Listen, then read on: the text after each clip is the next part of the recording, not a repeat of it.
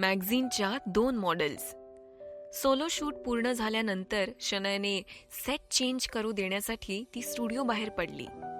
तिला कपड्यांचा नवीन सेट देखील घालण्याची गरज होती.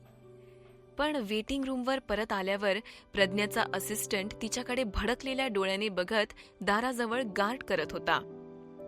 वेदांत सर आत आहेत, तुला थोडी प्रतीक्षा करावी लागेल. शनायाने प्रज्ञाच्या असिस्टंटकडे शांतपणे पाहिलं आणि हळूहळू त्याला बाजूला ढकलून डोअर ओपन केला. रूमच्या आत प्रज्ञा वेदांतच्या मांडीवर बसली होती. दोघं पॅशनेट मोमेंटमध्ये मग्न झाले होते. तिच्या समोरचे दृश्य तिने त्या रात्री 2 जणांना तिला चीट करताना बघितलं त्यासारखे होते. या प्रकारचे भडकावणे आणि आसपासच्या इतर लोकांकडे दुर्लक्ष करणे यामुळे त्यांना यापूर्वीच जिंकल्यासारखं वाटलं होतं. दोघांना पाहिल्यानंतर शनायाला पहिल्यांदा जसं त्यांना बघितल्यावर राग आला आणि हर्ट झाली होती, आता तशी नाही झाली. त्याऐवजी तिचे डोळे त्यांच्याकडे पाहून मॉकरीने भरले होते आणि थट्टा करत होते. प्रज्ञाने इतकी अचानक शनाया वॉक इन करेल अशी अपेक्षा केली नव्हती. शनायाला नॅचरली ऍक्ट करताना पाहून ती जे करत होती ते चालू ठेवू शकली नाही. परिस्थितीची जाणीव झाल्यावर वेदांतने प्रज्ञाला त्याच्या मांडीवरून ढकललं. चल, आज रात्री हॉटेलमध्ये कंटिन्यू करूया. I love you Vedant. प्रज्ञाने अभिमानाने तिच्या प्रेमाची कबुली देण्याची अपॉर्च्युनिटी घेतली. तिने शनायाकडून तिची सगळ्यात बेस्ट थिंग चोरली होती, ती म्हणजे वेदांत, असं तिला वाटत होतं. Babe, I love you too. Lady लव्हला आपल्या आर्म्समध्ये धीर दिल्यानंतर वेदांत उठून शनायाला ताकीद देत म्हणाला, तुम्ही दोघेही क्षणात एकत्र फोटो काढणार आहात. प्रज्ञाशी कोऑपरेट करण्याचा प्रयत्न कर. तूही प्रज्ञा, एकमेकींना त्रास देऊ नका. आपण स्वतःहून आपला अधिक मोठा विनोद करून काही घेऊ नाही शकत. समजलं की नाही? वेदांत, आतापर्यंत तुला शनाया समजली नाहीये का? तिचा इथे राहण्याचा हेतू आपल्याला त्रास देणं नाहीये का? काळजी करू नकोस, मी तिच्यावर लक्ष ठेवणार आहे. शनाया संपूर्ण वेळ शांत होती. तिच्या फ्लुएंट इंग्लिशचा वापर करून तिने फक्त स्टायलिस्ट आणि मेकअप आर्टिस्टला त्यांचं काम सुरू ठेवण्यास सांगितलं. वेदांच्या चेहऱ्यावर राग होता आणि तो तसाच खोलीतून बाहेर पडला. काही कर्मचाऱ्यांजवळून जाताना प्रज्ञाचा फोटोशूट कसा झाला हे त्यांना विचारण्याची अपॉर्च्युनिटी त्याने घेतली. वाईट नाही, तिचे एक आशादायक भविष्य आहे, खूपच चांगलं, आणि ती व्हायरल होईल अशी प्रतिक्रिया सर्वांनी दिली. शनायाबद्दल विचारलं असता ते कोणतंही मत न देता अर्थपूर्णपणे हसले. शनाया इतकी परफेक्ट होती की ते व्यक्त करण्यासाठी त्यांना शब्द सापडलेच नाहीत. पण वेदांतच्या नजरेत त्याला वाटलं की प्रज्ञाने अजून एक स्ट्रॉंग इम्प्रेशन दिलं असावं. फोटोशूट जवळ येत असतानाच स्टायलिस्टने त्यांच्यासाठी एक काळा आणि एक पांढरा लॉंग ड्रेस प्रामाणिकपणे तयार केला. त्यांना बहिणींच्या जोडीसारखं दिसण्याचा प्लॅन होता. मुळात प्रज्ञाचे भडकणारे कॅरेक्टर काळ्या रंगास अधिक सुटेबल होते, तर शनायाची सौम्यता पांढऱ्यासाठी अधिक सुटेबल होती. परंतु पांढरा लक्ष वेधून घेणारा असल्याने प्रज्ञा पहिले धावत आली आणि तिने स्वतःसाठी तो व्हाईट ड्रेस घेतला. हे फॅशन डिझायनर एका कठीण सिच्युएशनमध्ये होता. तिला द्या, शनाया डोळे ब्लिंक न करता म्हणाली.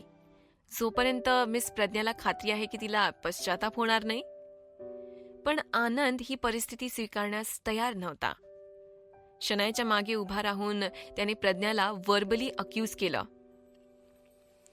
तुला इतरांकडून वस्तू हिसकावण्याचं अडिक्शन आहे का? शनाया आधीच सहमत आहे. तुला डिसअप्रूव्ह करायचा काही अधिकार आहे का? तू फक्त एक असिस्टंट आहेस. प्रज्ञाने अभिमानाने पांढरे कपडे उचलले. आनंदने जोरात त्याचा पाय आपटला. पण शनाया त्याच्याकडे वळून म्हणाली, दॅट ड्रेस, तो खरंच तिला जास्त चांगला दिसतोय. हे ऐकून आनंदला ताबडतोब समजलं. शनाया तिचे कपडे दुसऱ्या कोणाला देईल असा कोणताही मार्ग नव्हता, म्हणून तो शांत झाला. याप्रमाणे 2 मॉडेल्स आपले कपडे अदलाबदल करतातच. खरोखर फारसा फरक नव्हता. त्या दोघींनी शरारा घातला होता. व्हाईट शरारा घातल्यानंतर प्रज्ञा ब्राईट आणि लाईव्हली दिसत होती. ते पाहण्याजोगं रिफ्रेशिंग दृश्य होतं. शरारावरील डिटेल्ड एम्ब्रॉयडरीमुळे ती विशेषतः देवीसारखी दिसू लागली. ते तिच्याशी चांगलं जुळलं. प्रज्ञा मूर्ख नव्हती.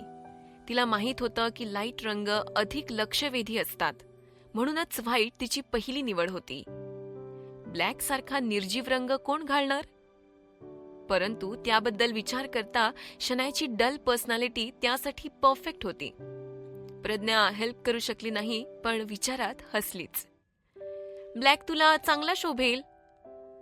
सध्याच्या परिस्थितीला जज करत जर शनायाने ब्लॅक घातला असेल तर तिची बॅकड्रॉप बनणार नाही कधी. प्रज्ञा दिवा स्वप्न पाहत होती. व्हाईट तुलाही वेल सूट होतो, अशी प्रशंसा परत करताच शनाया हसली. शूट सुरू होत आहे, कृपया 2 मॉडेल तयार होऊ शकतील का? फोटोग्राफरच्या असिस्टंटने बाहेरून सांगितलं.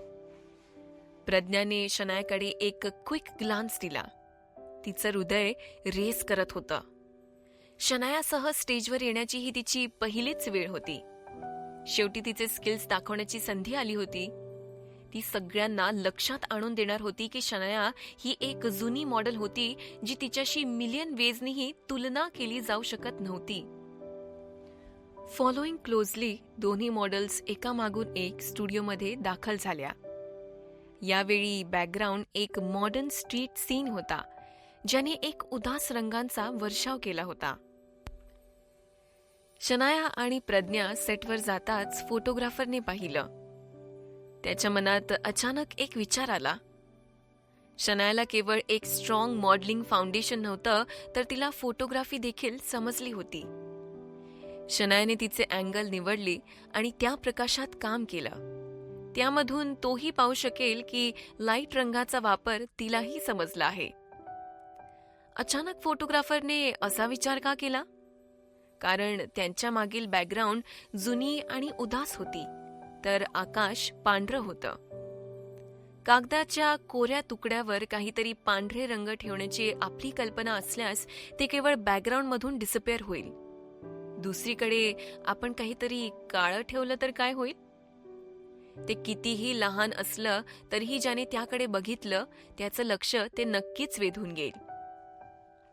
त्याच्या थॉट्सला कन्फर्म करण्यासाठी फोटोग्राफर त्याच्या असिस्टंटकडे वळला आणि त्याने विचारलं, शनायाने आपल्याला बॅकग्राऊंड चेंज करताना बघितलंय का? मला वाटतं तिने फक्त बॅकग्राऊंड आपल्याला आत घेऊन जाताना पाहिलंय. असिस्टंटने उत्तर दिलं. खरंच ती प्रोफेशनल होती आणि सिच्युएशनचा फायदा कसा घ्यावा हे तिला समजत होतं. जर तिच्यासारखे मॉडेल्स प्रसिद्ध झाले नाही तर या जगामध्ये काहीतरी गडबड आहे. फोटोग्राफर शनायावर अजूनच इम्प्रेस झाला. दुसरीकडे प्रज्ञाला हे एवढंच माहीत होतं की प्रवाहासह कसं जावं. तिला फक्त शनायाच्या समोर उभं राहणं माहीत होतं, कारण शनायाच्या समोर उभं राहिल्याने ती अजून लक्ष वेधून घेईल असं तिला वाटायचं. शनायाने तिला तिच्या मार्गाने जाऊ दिलं आणि तिच्या समाधानासाठी सगळं काही केलं आणि तिला सपोर्ट दिला. चलो गेट रेडी, आपल्याला स्टार्ट करण्याची गरज आहे. शॉट्सच्या पहिल्या सेटमध्ये मिस प्रज्ञा फोरग्राऊंडमध्ये मिस शनायाचा हात धरून उभी राहील. मिस शनाया मागून फॉलो करतील. मला तुम्ही दोघंही एक्साइटेड दिसावे अशी इच्छा आहे, जसं तुम्ही रस्त्यावर प्रथमच आला आहात. तिने फ्रंटला उभे राहाल हे ऐकून प्रज्ञाने स्वतःकडेच डोकावलं. खरंच व्हाईट सिलेक्ट करणं ही योग्य निवड होती.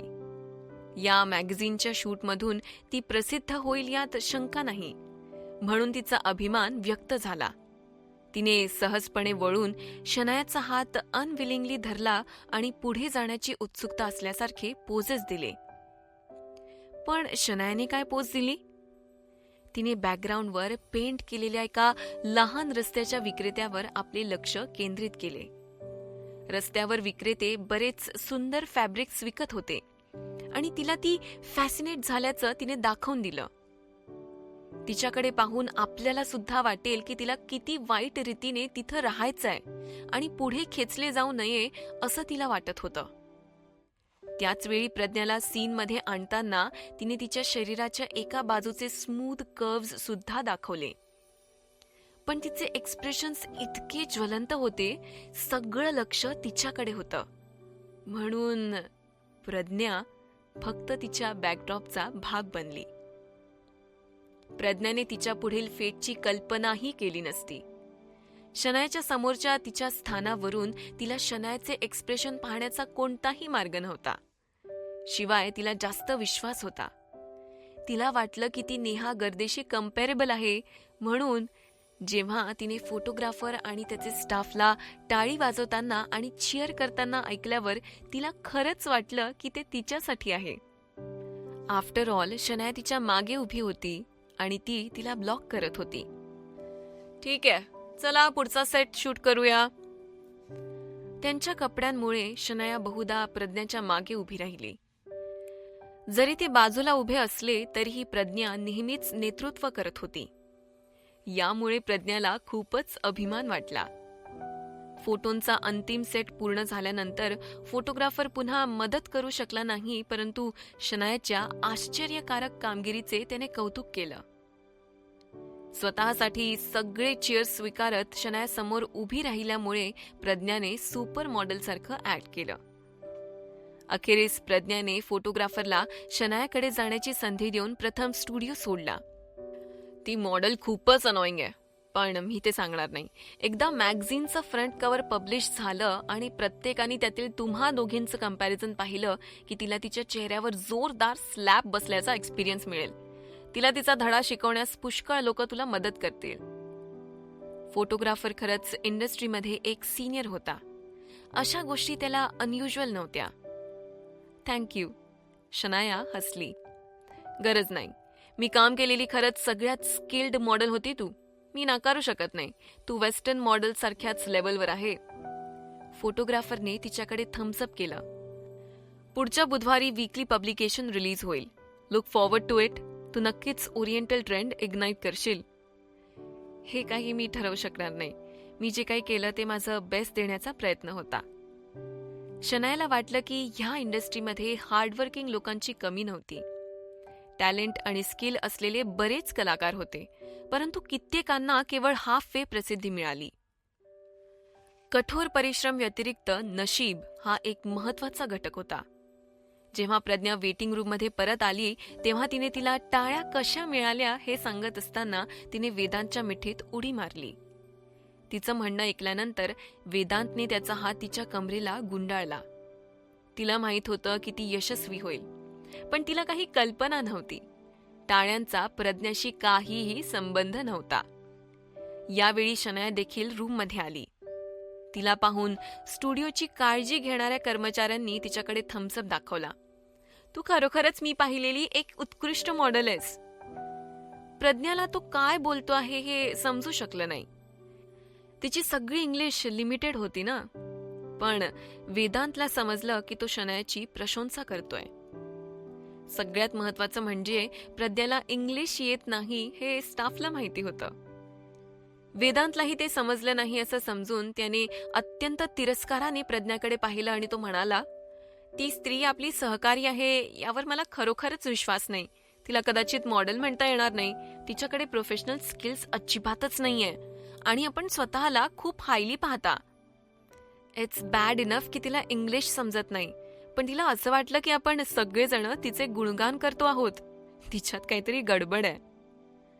असं बोलल्यानंतर स्टाफ निघून गेला. वेदांतच्या एक्सप्रेशनकडे पाहण्यासाठी ती वळली आणि तिच्या ओठांचा कोपरा किंचित कर्वअप केला. प्रज्ञा, तुला खात्री आहे की फोटोग्राफरने तुझं कौतुक केलंय? वेदांत, तू माझ्यावर विश्वास ठेवत नाहीस का? प्रज्ञाने निश्चितपणे तिचं डोकं हलवलं. मी जे बोलले ते सगळं खरं होतं. जर तुला विश्वास नसेल तर फोटोग्राफरला विचार. वेदांत, माझ्यावर विश्वास ठेव. यावेळी मी नक्कीच सिक्रेटला रिव्हाइव्ह करणार आहे. वेदांतने शनायाच्या पाठीकडे टक लावून पाहिलं. त्याने कर्मचाऱ्यांचं म्हणणं ऐकलं. याचा विचार करणं तो थांबवू शकला नाही. त्याच्या हृदयाला अस्वस्थ वाटलं, परंतु फ्रंट कव्हर आधीच शूट केलं गेलं होतं. जरी प्रज्ञा स्टँड आउट झाली नाही तरी किमान ती अजून इंटरनॅशनल मॅगझिनमध्ये अपेअर झाली तरी. टॉप 10 मॉडेल अवॉर्ड करता हे खूपच फायदेशीर ठरेल. मुळात या शूट विषयीची चर्चा आधीच संपली होती, परंतु आनंद एक्साइटेडली रूममध्ये घुसला आणि शनायाला उत्साहाने म्हणाला, शनाया, मी नुकतंच काय ऐकलंय तुला माहितीये का? फोटोग्राफर सोलो शूटमध्ये म्हणाला, प्रज्ञा कशी दिसत होती माहितीये का? टेम्प्ट्रेस सारखी. तिचं बोलणं ऐकून प्रज्ञा वेदांच्या मिठीतून बाहेर आली आणि आनंदपर्यंत चालत आली. तिने त्याला मारण्याच्या उद्देशाने तिचा हात उंचवला.